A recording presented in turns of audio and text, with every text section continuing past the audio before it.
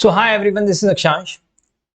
तो अभी मैंने एक वीडियो डाला था एग्रीगेट टर्नओवर वाला जीएसटी में। तो मैंने देखा कि बहुत बच्चों को और भी कुछ डाउट्स हैं, तो आई फेल्ट कि मेरे को एक ऐसा वीडियो बनाना चाहिए जिसमें मैं सारे ट्रिकी ट्रिकी पॉइंट्स कवर कर लूं जितने मुझे याद आते हैं। ठीक है, फिर भी अगर कुछ रह जाए तो आप मुझे कमेंट बॉक्स में बताइएगा। ठीक है, तो एक शॉर्ट सा वीडियो है, इसको देखना एक बार। ये ऐसे पॉइंट्स हैं जो एग्जाम में आप जनरली गलती करके आते हो या आपको डाउट रहता है। सुनना, सप्लाई चैप्टर के अंदर एक ब्रदर वाला पॉइंट होता है। क्वेश्चन आईसीआई जनरली क्या करता है, ब्रदर के साथ खेलता है। अगर ब्रदर के बारे में कुछ भी नहीं लिखा हो ना, लिखा हो कुछ भी नहीं बताओ कि भाई डिपेंडेंट है इंडिपेंडेंट है, इफ साइलेंट है, क्वेश्चन क्या है साइलेंट है, तो आपको क्या मानना है भाई को, डिपेंडेंट ही मानना है। क्या मानना है, डिपेंडेंट मानना है अगर क्वेश्चन साइलेंट हो तो।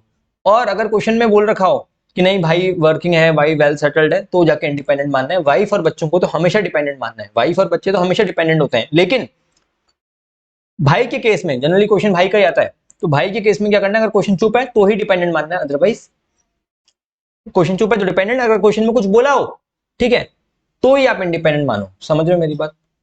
कि बोलते हैं ना कि उसकी हाँ है तो ही हाँ है, अगर वो हाँ बोले। अगर कुछ नहीं दे रखा, कुछ ना बोले तो भी ना है, ना बोले तो भी ना है। तो ये आपको अज्यूम करके चलना है। ये ब्रदर वाला केस था। आगे सुनना, सप्लाई चैप्टर के अंदर एक कॉन्सेप्ट में जहां पे बच्चे गलती करके आते हैं और आईसीआई खूब सारे क्वेश्चंस पूछ लेता है। एक बार केस स्टडी भी आई थी पूरी ऐसी की ऐसी, मिक्स सप्लाई और कंपोजिट सप्लाई का जो केस आता है ना। तो मिक्स सप्लाई के अंदर पता है क्या कॉन्सेप्ट होता है, हो सकता है कि आईसीआई आपको एक ऐसा केस दे दे कि 10 आइटम दे दे, 10 आइटम की आपको वैल्यू भी दे रखी है और 10 की 10 की आपको रेट भी दे रखी है। जब वैल्यू भी दे रखी है और रेट भी दे रखी है तो मिक्स सप्लाई मत मानना। जब वैल्यू भी अलग से दे रखी है, जब रेट भी अलग से दे रखी है, तो मिक्स सप्लाई की जरूरत ही क्या हुई। मिक्स सप्लाई का कब आता है कॉन्सेप्ट, जब आपको टोटल वैल्यू दे रखी हो, अलग अलग वैल्यू नहीं पता हो, और रेट्स आपको खूब सारी दे रखी हो, तो आप क्या करते हो, टोटल वैल्यू पे हाईएस्ट रेट लगा देते हो। जब अलग अलग वैल्यू दे रखी है और अलग अलग रेट दे रखी है तो फिर उसी से मल्टीप्लाई कर देंगे। समझ रहे हो? तो यहां पे भी हम लोग गलती करते हैं, ये वाला कॉन्सेप्ट ध्यान रखना।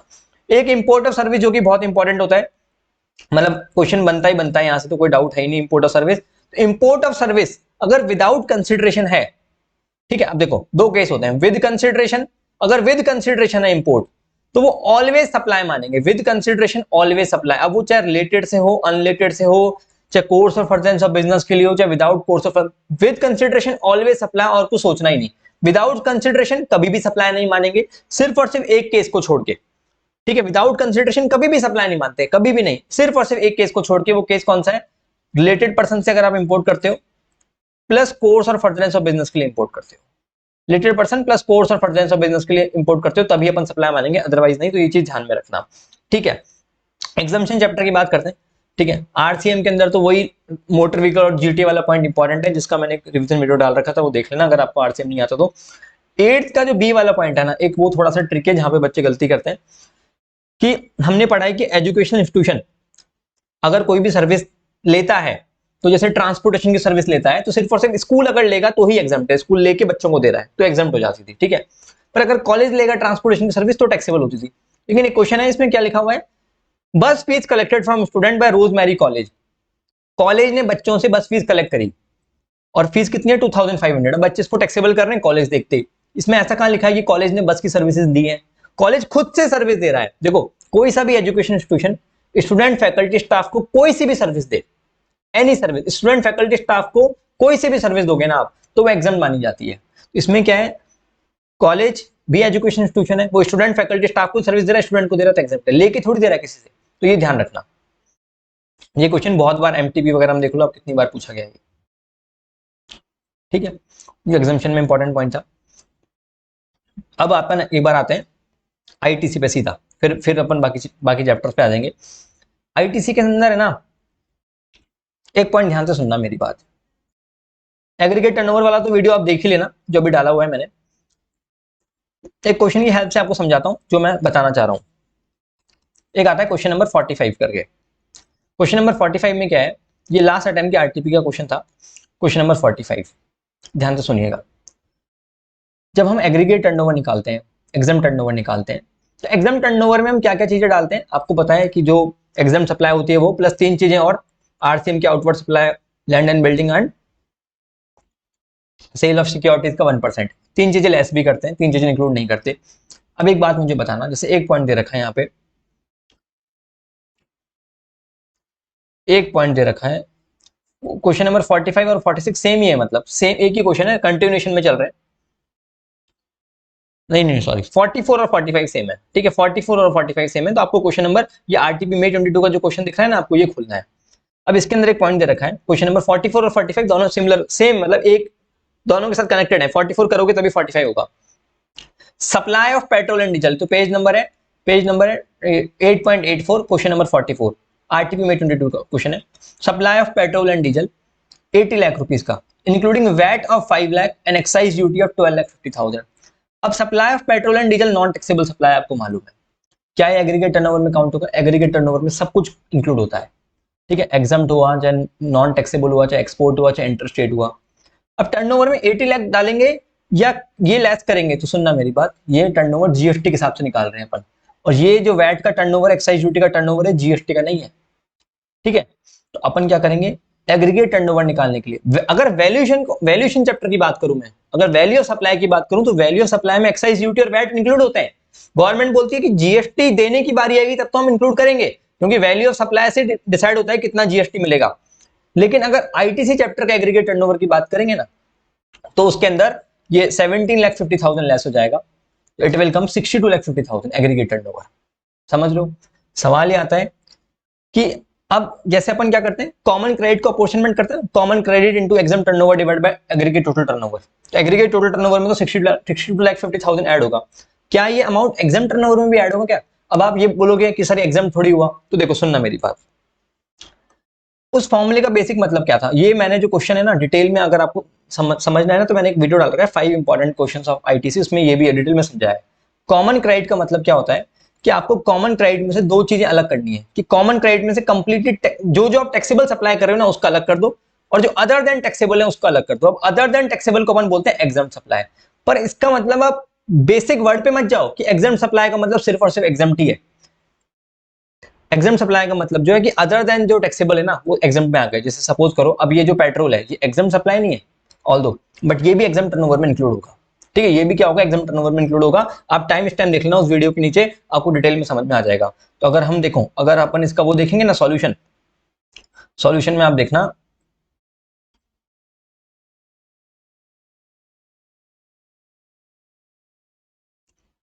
अगर टोटल टर्नओवर की बात करें, टोटल टर्नओवर इन स्टेट, तो कितना ऐड किया है इन्होंने, 62,50,000 ऐड किया है। ये वाला पॉइंट देख लो, 62,50,000 ऐड किया है, ठीक है। और अगर हम एग्जाम टर्नओवर की बात करें, तो एग्जाम टर्नओवर में इन्होंने supply of petrol and diesel का 62,50,000 ऐड किया है, तो ये भी ऐड होगा। ये इंपॉर्टेंट पॉइंट था जो हमसे एग्जाम में गलती हो सकती है, इसलिए मैंने आपको बताया। आईटीसी का एक और पॉइंट है जो कि आरटीपी नवंबर 22 का एक एमसीक्यू पूछा गया था, जो का फर्स्ट केस स्टडी थी। आरटीपी नवंबर 22 का भी मेरा यूट्यूब पे वीडियो है, लास्ट टाइम की आरटीपी बेटर थी, इस बार की तो एकदम आसान है। तो आप लास्ट टाइम की आरटीपी का भी मेरा यूट्यूब पे सर्च करके वीडियो देख के चले जाना, आपको हेल्प मिलेगी। अब इस क्वेश्चन में क्या है कि कंपनी है जो कि महाराष्ट्र की है, और उन्होंने कोई बिजनेस इवेंट रखा, ठीक है, बिजनेस इवेंट रखा राजस्थान उदयपुर के अंदर, और एक होटल बुक कराया, और होटल को 3 करोड़ रुपए का पेमेंट किया इन्होंने। अब होटल के केस में आपको मालूम है हमेशा सीजीएसटी और एसजीएसटी लगता है, होटल के केस में वो भी आईजीएसटी नहीं लगता। अब कई लोग सोच रहे होंगे 10% लोग कि ऐसा क्यों, तो अब खुद ही सोचना कि लॉस पॉस लगा के देख लो, लोकेशन ऑफ सप्लायर और प्लेस ऑफ सप्लाई, होटल के केस में हमेशा आपको सीजीएसटी एसजीएसटी मिलेगा, ठीक है। बहुत डिटेल में डिस्कशन कर रखा है इसका प्लेस ऑफ सप्लाई वाले चैप्टर के अंदर, वो आप देख सकते हो यूट्यूब पे ही है वो भी।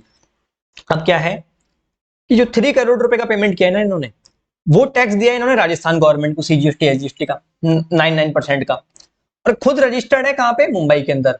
तो अब सुनना मेरी बात, अगर आईजीएसटी क्रेडिट होती तब तो मिल जाती, पर अब राजस्थान गवर्नमेंट को इन्होंने टैक्स दिया है, तो मुंबई की क्रेडिट कैसे मिलेगी, मुंबई वाले को नहीं मिलेगी, मुंबई में रजिस्टर्ड हो।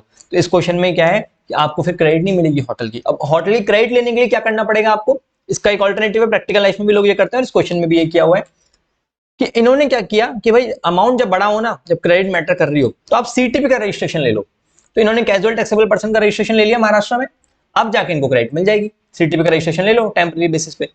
तो ये चीज आपको ध्यान रखनी है। अगर इस तरह का कोई पॉइंट आ जाए कि लेट्स सपोज आप रजिस्टर्ड हो किसी भी स्टेट में, लेट्स सपोज आप दिल्ली में रजिस्टर्ड हो, और आपने गुजरात वाले गवर्नमेंट को क्या किया है, सीजीएसटी एसजीएसटी का पेमेंट किया है, तो आपको क्रेडिट नहीं मिल सकती।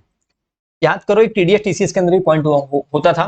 टीडीएस के अंदर क्या होता था कि अगर लोकेशन ऑफ सप्लायर, ठीक है, लोकेशन ऑफ सप्लायर, ध्यान से सुनना, केस क्या होता था कि सपोज करो कि गुजरात, एक एग्जांपल लेके बताता हूं कि गुजरात गवर्नमेंट है, और वो राजस्थान बॉर्डर पे रोड बनवा रही है, राजस्थान बॉर्डर पे रोड बनवा रही है, ठीक है।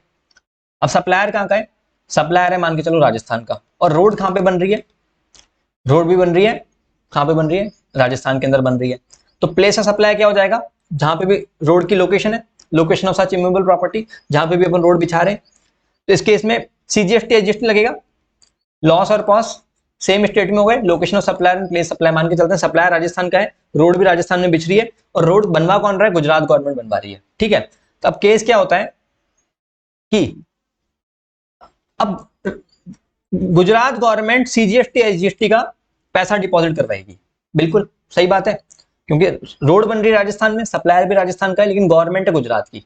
सवाल ये आता है कि क्या गुजरात गवर्नमेंट टीडीएस काटेगी, जैसे लेट्स सपोज कॉन्ट्रैक्टर को जो पेमेंट करेगी ना, आपको पता है 2.5 लाख रुपए से ज्यादा का जब पेमेंट करते हैं तो Gujarat government, let's suppose contractor है मिस्टर ए, अब मिस्टर ए जो राजस्थान का है और रोड भी राजस्थान में बनवा रहा है, तो गुजरात गवर्नमेंट उसको जब 10 लाख रुपए का कॉन्ट्रैक्ट हुआ इनके बीच में, तो क्या टीडीएस काटेंगे, आंसर इज नो, इसके केस में टीडीएस नहीं कटेगा, इसके केस में टीडीएस नहीं कटेगा, ठीक है, क्लियर है।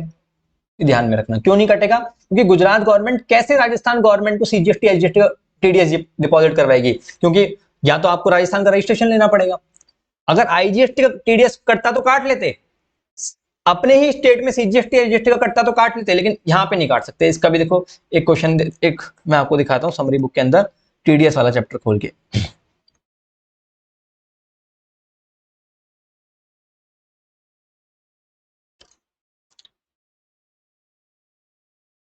एक सेकेंड,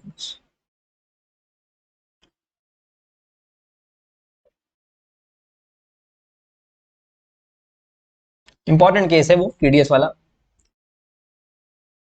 ये देखो, supplier as well as the place of supplier in state है, सप्लायर भी राजस्थान में था, प्लेस ऑफ सप्लाई भी राजस्थान में थी, एंड द रेसिपिएंट दूसरे स्टेट में था, ठीक है, रेसिपिएंट गुजरात का था, तो क्या टीडीएस काटेंगे, आंसर इज नो, टीडीएस नहीं काटेंगे।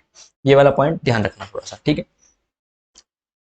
तो ये ध्यान रखना है। और एक आपको क्वेश्चन नंबर 45 ध्यान में रखना है कि टोटल टर्नओवर और एग्जाम टर्नओवर में क्या आएगा, अगर उसमें एक्साइज ड्यूटी वैट का दे रखा हो तो वो जीएसटी के हिसाब से एग्रीगेट टर्नओवर में ऐड मत कर लेना, ऑल्दो वैल्यूएशन चैप्टर के हिसाब से ऐड हो जाएगा, लेकिन जीएसटी के हिसाब से ऐड नहीं होगा, ठीक है, और वो एग्जाम सप्लाई में भी इंक्लूड होगा, ठीक है।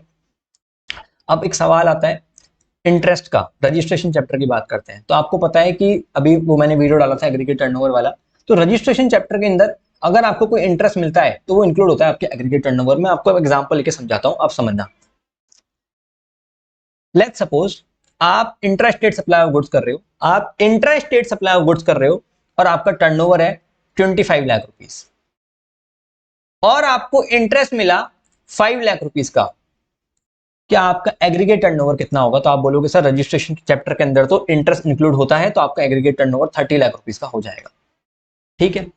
सवाल ये आता है कि इंटरेस्ट तो सर्विस का कंपोनेंट होता है, और ये गुड्स हो गए 25 लाख के, तो अब लिमिट 20 लाख रुपीस की लगेगी या 40 लाख रुपीस की, आंसर इज दिस कि लिमिट 40 लाख रुपीस की लगेगी। इंटरेस्ट तो देखो यार, हर इंसान को बैंक से इंटरेस्ट मिलता है, ऐसे तो कोई भी इंसान इंटरेस्टेड सप्लाई ऑफ गुड्स करेगा और आप बोल दोगे कि आप तो सर्विस भी दे रहे हो, इंटरेस्ट मिल रहा है आपको, तो फिर तो आपकी लिमिट कभी 40 लाख रुपीस में हो ही नहीं पाएगी, आपको कभी बेनिफिट ही नहीं मिल पाएगा। समझ रहे हो मेरी बात, आप तो बोल दोगे कि आप सर्विस भी दे रहे हो, तो ऑल्दो इंटरेस्ट एग्रीगेट टर्नओवर में काउंट होगा, लेकिन जो इंटरेस्ट का कंपोनेंट है ना, वो ये चीज डिसाइड नहीं करेगा कि आपकी थ्रेशोल्ड 40 लाख हो गया 20 लाख। अगर इंटरेस्ट के कारण आपको कोई भी इनकम हो रही है ना, तो उस कारण से आप अपनी थ्रेशोल्ड को कम नहीं करोगे। लेट्स सपोज आपका एग्रीगेट टर्नओवर है 36 लाख रुपीस का, इंटरेस्टेड सप्लाई ऑफ गुड्स ही कर रहे हो आप, और आपको इंटरेस्ट मिला 5 लाख रुपीस का जैसे पहले मिला था। अब आपको रजिस्ट्रेशन तो लेना पड़ेगा क्योंकि आपका थ्रेशोल्ड 40 क्रॉस कर गया, पर थ्रेशोल्ड यहाँ पे 40 लाख रुपीस ही दिखेंगे, ठीक है। तो ऑल दो इंटरेस्ट एग्रीगेट टर्नओवर में इंक्लूड हो रहा है, लेकिन थ्रेशोल्ड देखने के लिए इंटरेस्ट का कंपोनेंट काम में नहीं आता, ठीक है, ये भी ध्यान रखना। बट अगर मैं कंपोजिशन वाले चैप्टर की बात करूं, ठीक है, अगर मैं कंपोजिशन स्कीम वाले चैप्टर की बात करूं, तो उसके अंदर हम इंटरेस्ट इंक्लूड ही नहीं करते एग्रीगेट टर्नओवर के अंदर, कंपोजिशन चैप्टर के अंदर हम इंटरेस्ट इंक्लूड ही नहीं करते एग्रीगेट टर्नओवर के अंदर, क्लियर है, ठीक है। तो अभी आईटीसी के अंदर मेन 3-4 चीजें थी जो मैं आपको बताया, ठीक है, रजिस्ट्रेशन के अंदर ये मैं आपको बताया इंपॉर्टेंट है। और अब आते हैं रिफंड चैप्टर पे। रिफंड चैप्टर में इस बार अमेंडमेंट आए, तो 895 का आने का क्वेश्चन की पूरी पॉसिबिलिटी है। और किसी को रिफंड के क्वेश्चंस करने, मेरा छोटा सा वीडियो है यूट्यूब पे 1 घंटे से कम का ही होगा, रिफंड अंडर जीएसटी क्वेश्चंस मैंने मेरे चैनल पे ले रखा है, वो आप देख लेना, अमेंडेड तरीके से आपका काम बन जाएगा। अब रिफंड में एक चीज आप ध्यान रखना, जैसे अगर आप 89.4 और 89.5 देखते हैं ना, 89.4 जीरो रेटेड सप्लाई और 89.5 इन्वर्टेड ड्यूटी स्ट्रक्चर वाला, ठीक है, इन्वर्टेड ड्यूटी स्ट्रक्चर वाला 895। अब 894 तीन चीजें होती हैं। अब अपना एक फॉर्मूला क्या होता है, जैसे 894 की बात करूं तो net ITC into turnover of zero rate supply of goods and services divide by adjusted total turnover, ठीक है। अब ये नेट आईटीसी के अंदर क्या क्या इंक्लूड होता है, नेट आईटीसी, यहाँ पे बच्चे गलती करके आते हैं, नेट आईटीसी के अंदर क्या क्या इंक्लूड होता है, तो तीन तरह के तीन चीजों की क्रेडिट मिलती है हमें, एक तो इनपुट्स की, एक इनपुट सर्विसेज की और एक कैपिटल गुड्स की, ठीक है। अगर हम 894 की बात करें तो 894 में आपको इनपुट्स की भी क्रेडिट मिलती है, इनपुट सर्विसेज की भी मिलती है, लेकिन कैपिटल गुड्स की नहीं मिलती। लेकिन अगर मैं 895 की बात करूं तो आपको सिर्फ और सिर्फ इनपुट्स की क्रेडिट मिलती है, इनपुट सर्विसेज और कैपिटल गुड्स की नहीं मिलती। इसी कारण से इस बार अमेंडमेंट भी आया था। अमेंडमेंट के अंदर ऐसा नहीं था कि आपको इनपुट सर्विसेज की आईटीसी दे दी ना, अमेंडमेंट क्या था सुनना एक बार, अमेंडमेंट का तो वो वीडियो देख लेना, फिर डिटेल में हो जाएगा वीडियो, वो वीडियो आप देख लेना, उससे आपको पूरा समझ में आ जाएगा। लेकिन आप ये बात ध्यान रखना, क्योंकि इसी पॉइंट से आपके लास्ट से लास्ट अटेम्प्ट में क्वेश्चन आया था सिर्फ और सिर्फ इसी कॉन्सेप्ट पे, इनपुट सर्विसेज कैपिटल गुड्स। तो 894 के अंदर सिर्फ और सिर्फ इनपुट सर्विसेज की आईटीसी मिलती है, यहाँ पे हम थोड़ी सी गलती कर देते हैं। और ये जो हम फॉर्मूला दिखाते ना, net ITC into turnover of zero rate supply of goods and services divide by adjusted total turnover, तो जो नेट आईटीसी होता है, तो अगर 894 का हुआ तो हमको इनपुट और इनपुट सर्विसेज का होगा, 895 हुआ तो इनपुट्स का होगा। लेकिन एक बात ध्यान रखना, नेट आईटीसी करंट पीरियड का होना चाहिए। अगर क्वेश्चन में आपको कोई ओपनिंग बैलेंस दे रखा हो तो ओपनिंग बैलेंस भी आपको इंक्लूड नहीं करना है, ओपनिंग बैलेंस भी इंक्लूड नहीं करना है। और नेट आईटीसी के अंदर अगर क्वेश्चन में आपको दे रखा हो 894 है और 4B की आईटीसी इतनी है, क्वेश्चन में दे रखा हो 894 है और 4B का कंपोनेंट, तो 894 और 4B आपको कहीं पे भी दिख जाए, चाहे वो नेट आईटीसी में दिख जाए, चाहे वो टोटल टर्नओवर में दिख जाए, आपको उसको अपनी एक्स की तरह इग्नोर करना है, देखना ही नहीं है 894 और 4B को। तो ऑल्दो रिफंड के लिए आप डिटेल में वो वीडियो देखना, आपको हेल्प मिल जाएगी। और रिफंड का क्वेश्चन इस बार एग्जाम में 895 से आने की पूरी उम्मीद है, तो वो वीडियो जरूर आप देख के चले जाना रिफंड वाला, ठीक है। अब आगे बढ़ते हैं। एक पॉइंट ये आता है ड्रॉबैक चैप्टर के अंदर कि जो इंटरेस्ट मिलता है ना, इंटरेस्ट, कि अगर आपने गलत तरीके से कोई ड्रॉबैक ले लिया, गलत तरीके से अगर आपने कोई ड्रॉबैक क्लेम कर लिया, ठीक है, तो आपको इंटरेस्ट देना पड़ता है 15% की रेट से। अब बहुत लोग ये कंफ्यूज होते रहते हैं, वहां पे एक लाइन लिखी हुई है कि 2 महीने के अंदर आपको इंटरेस्ट पे कर देना है। क्वेश्चन में क्या लिखा हुआ है, सॉरी, 2 महीने के अंदर आपने जो एक्सेस ड्रॉबैक ले लिया, लेट्स सपोज मेरे को ड्रॉबैक मिलना चाहिए था 10,000 रुपीज और मैंने ले लिया 20,000 रुपीज, तो लॉ में ऐसा लिखा हुआ है कि जो आपने एक्सेस 10,000 का पैसा ले लिया ना, वो आप 2 महीने में चुका दो। अब वो सिर्फ एक धमकी है कि पैसा चुका दो। अगर आपने 2 महीने में पैसा चुका दिया तो भी इंटरेस्ट तो उसी दिन से लगेगा। जैसे सपोज करो आपको 4 अप्रैल 2023 को आपने एक्सेस ड्रॉबैक क्लेम कर लिया और आप अब पेमेंट कर रहे हो 9 नवंबर को, ठीक है, तो अब 5 अप्रैल से लेके 9 नवंबर तक का आपको इंटरेस्ट देना पड़ेगा। कितने रेट से? 15% पर एनम की रेट से। कितने पे? एक्सेस अमाउंट पे, 10,000 पे। 10,000 इंटू 15% और नंबर ऑफ डेज। सपोज करो आपने 4 अप्रैल 2023 को एक्सेस ड्रॉबैक क्लेम कर लिया और आपने लेट्स सपोज 5 जून को ही चुका दिया, 2 महीने के अंदर अंदर, तो भी इंटरेस्ट तो देना पड़ेगा। तो ये 2 महीने की जो बात है सिर्फ और सिर्फ आपको कंफ्यूज करने के लिए दी गई है, और कुछ इसका सेंस नहीं है, ठीक है, ये ध्यान में रखना। फिर भी अगर आपको और भी कोई पॉइंट लगते हैं जो आपको लगता है मेरे को समझाने चाहिए, जैसे कस्टम वैल्यूएशन के अंदर तो 20% ऑफ एफओबी वाला जो कॉन्सेप्ट है, वो मेरे कस्टम का वैल्यूएशन का रिवीजन मैंने डाल रखा है यूट्यूब पे, 1 घंटे का ही है, 70 मिनट्स का है, आप उसको देखना मेरे चैनल पे, ठीक है। और भी अगर आपको कुछ ऐसे पॉइंट लगते हैं ना जहाँ पे आपको डाउट होता है, समझ में नहीं आता, कंफ्यूजन होता है, तो आप मेरे को कमेंट में बताना, कमेंट बॉक्स में, मैं एक और वीडियो बना दूंगा आपके लिए, ठीक है। अभी इमीडिएटली मेरे को यही पॉइंट ध्यान में आ रहे थे। इस वीडियो को लाइक भी करो, क्योंकि सो दैट ऑटोमेटिकली लोगों को और भी दिख जाता है, एंड सब्सक्राइब ऑल्सो, क्योंकि मैं इस तरह के छोटे छोटे वीडियोस और लेके आऊंगा, तो आप लोगों को नोटिफिकेशन आ जाएगा। Thanks a lot, bye bye.